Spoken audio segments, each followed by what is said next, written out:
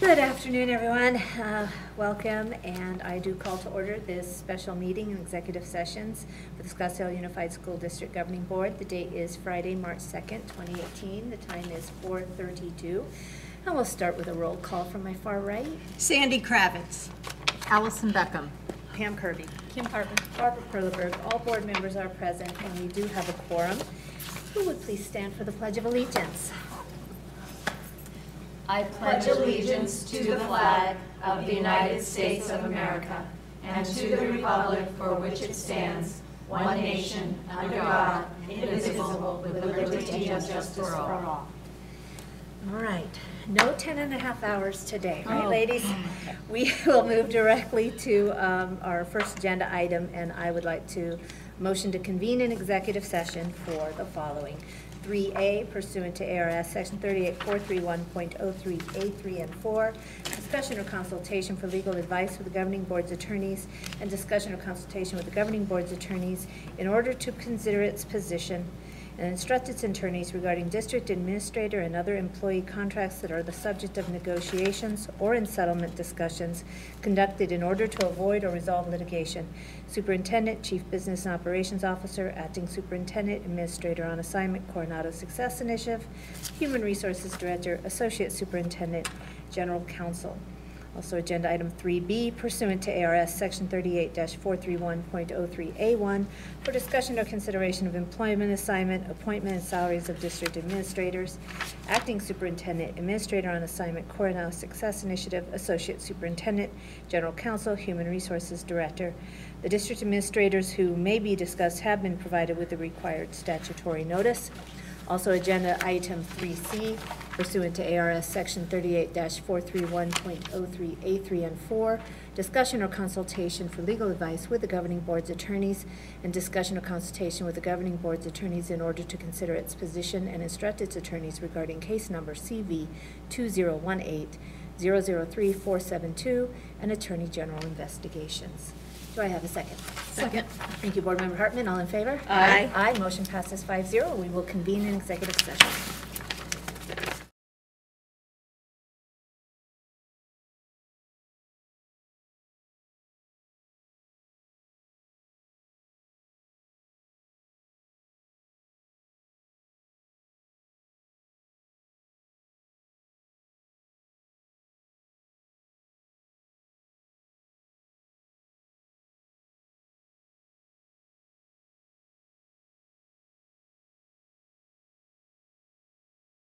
It's 10:19, and we are reconvened in our special meeting. Hang on. So, I'm so sorry.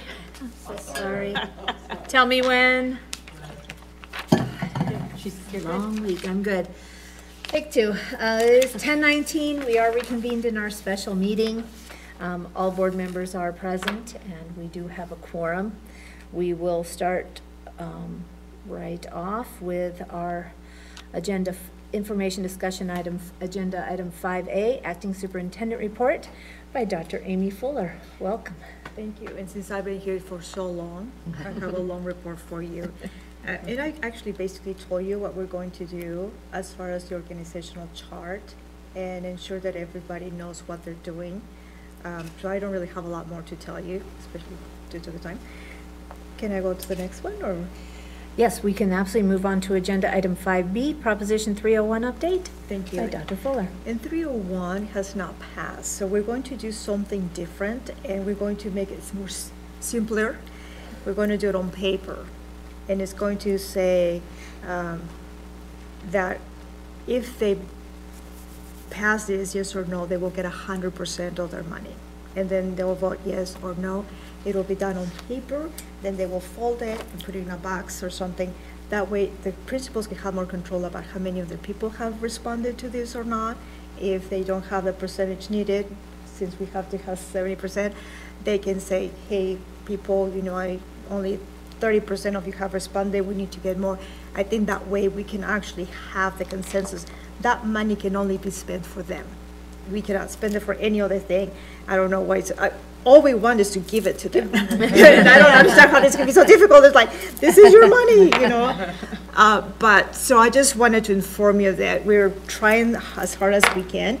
we don't have to, we could keep the money and say, forget it, but it's not a good idea because they deserve this money. You know, they work hard, and like I said, we couldn't use it for anything else. This is what it's for. Okay, great. So, Board Member Hartman. Dr. Fuller, may I ask a clarifying question? When I took a look at the video and the documentation that's behind this 301, my takeaway from it was, based on the calculation of the results, of which we all looked at a previous board meeting, work study meeting, my understanding that approximately 99.3% of the employees will be receiving 100% of the stated 301 benefit. I just want to clarify, is that a true statement under the current calculation? under the current calculation, nothing is perfect, so we're assuming that we can have somebody that just didn't do anything. So instead of being highly performant, they're not performing at all, or they're developing, and so they wouldn't get any money. It's highly unusual that we get teachers like that, especially at this point, because if we have people like that, the principals have been working on them, and either they've been working to help them improve or help them move out.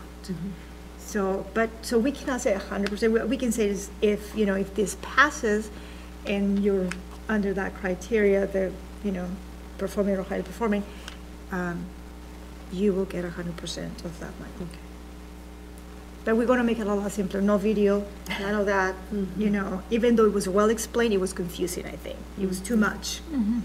So no tables, no video, no nothing, just little paragraph. If this is what it is, yes or no. That's it. All right. But just to clarify, if they do have questions, they can contact HR Absolutely. department so that they can understand that. Absolutely. Or they have the names of all the committee members in this new thing. And I'm a committee member for that, believe it or not. And what I talked to Pam about, Dr. Satan, is that we can go physically to the schools and explain if necessary. So if the principal says, you know what, I need to come and explain to my faculty, we're happy to do that. Because there's enough of us to go to the different schools. All right. Does that make sense to you? So that concludes my report, Madam President. All right, thank you very much, Dr. Fuller. So we'll move directly to our consent agenda, items 6A and B. I want to, at this time, make a motion that the offer of contract for Michelle Marshall, General Counsel, be pulled and discussed separately after we vote on consent. Did we have, I think we had an additional request? I do, Madam President. I will request that Carol Ann Forgreen, that her name is pulled out of the list. I just need more information about her, and then I will recommend later, at a later time, if she can be a part of the list again. So it should be removed from our consent agenda For this list time, please. For this item. Okay. And do we have any other questions or comments before I make a motion? Yes. Thank you, President Perleberg. I just wanted to address the fact that there have been a number of community comments and emails that many of the board members have received that alluded to the fact that there was some type of accelerated pace with our administrative contracts for 2018-19. And I really just wanted to set the record straight from this board member's perspective, at a minimum, that the intention never was to accelerate these contracts. In fact, it was quite the contrary. In our original February 13th board meeting where we approved the principal contracts for 2018, it was the intention to actually include the administrative contracts. And it was for some administrative reason it was removed. And the reason was very logical, which is we really can't expect teachers to accept principal contracts and principals to accept their contracts without knowing who their administrators are. And so the real intention was to have both administrator and principal contracts on the 13th. The reason why we're moving quickly to get the administrator contracts on this agenda is so that the principals can be confident in the leadership in the administrative roles. So it's not to accelerate the process. In fact, it's just to put a reasonable process in in place so that everyone's confident of who the leadership is next year. I would agree with that assessment. Any additional comments? I'll just make Board one Member comment. Kirby? Just to reiterate that these are contracts for the 18-19 school year, which take effect July 1 of 2018. That is correct. May I make a comment? Madam Yes, President? Dr. Fuller. It is not unusual for districts to send contracts early. I mean, in some other districts, they've already sent out contracts. We want to make sure that we know who's staying and who's not staying. So your comment was very well taken, because the teachers do have loyalties to their leaders, and they do want to know ahead of time. So it is not an unusual practice to do this. In fact, next year, if I'm still acting, acting superintendent, not acting, yeah, then I will recommend it. Actually, we do it in February. The sooner we know, the better, because the district has to also be prepared to hire people who are not coming in, and it's not easy. So that's just a comment I wanted to make. Thank you. I would agree. And as Ms. Harden said, that was an original intent, so I absolutely agree. And I just want to say that we had staff working very, very hard this week to make sure that we could take this action tonight and bring, you know, stable staffing to our district. And it might be late, but we're here tonight and able to do it. So at this time, I'd like to make a motion that we, the governing board, approve the consent agenda as amended. Do I have a second? Second. Thank you, Board Member Kravitz. All in favor? Aye. Aye. Motion passes 5-0. And at this time, we'll discuss the item that we removed, and that's Ms. Michelle Marshall and General Counsel.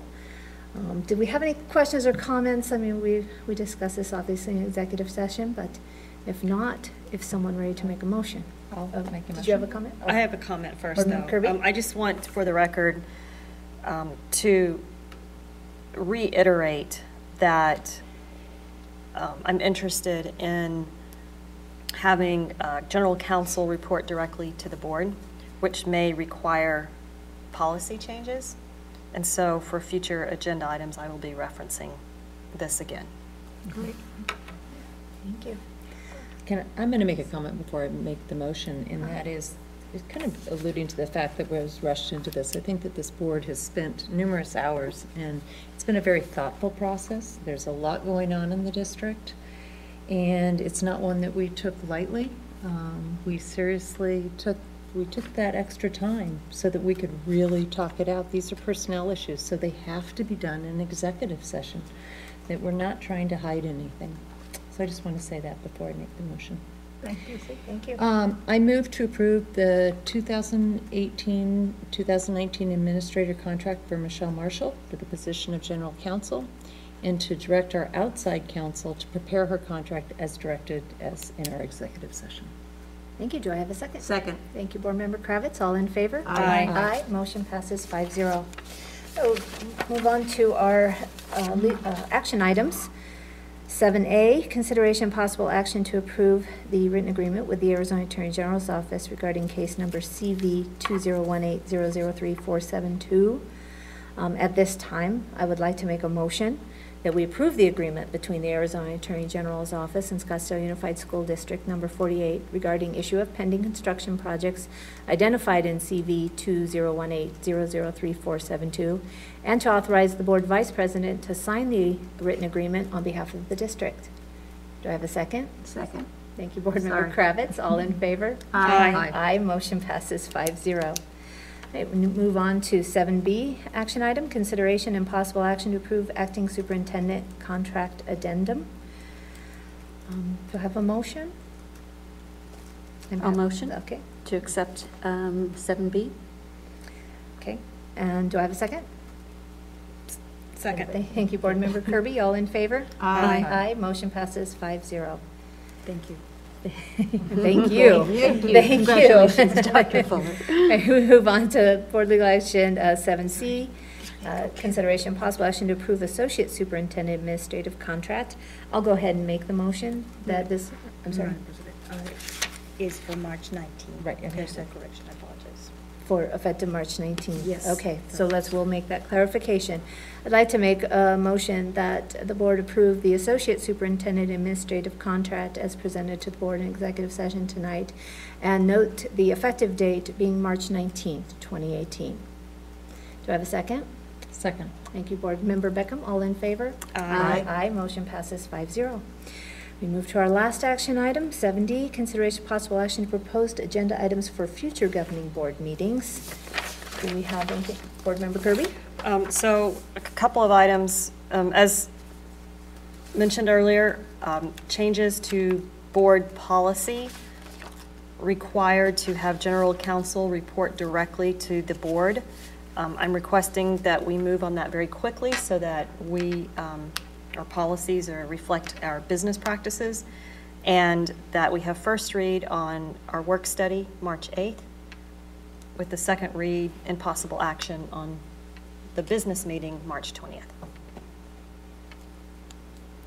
And then furthermore, I'm requesting that we have action items regarding Dr. Birdwell's contract and Lewis Hartwell's contract at the March 20th business meeting.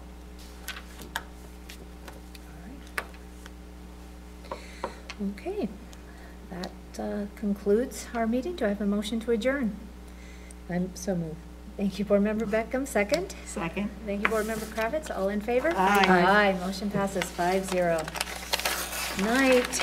Good night. Thank you.